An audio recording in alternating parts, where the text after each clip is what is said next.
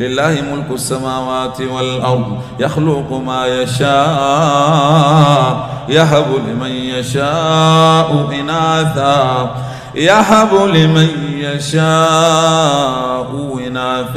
ويهب لمن يشاء الذكور أو يزوجهم ذكرانا وإناثا ويجعل من يشاء عقيما إنه عليم قدير. وما كان لبشر أن يكلمه الله إلا وحيا أو من وراء حجاب أو يرسل رسولا فيوحي بإذنه ما يشاء إنه علي حكيم.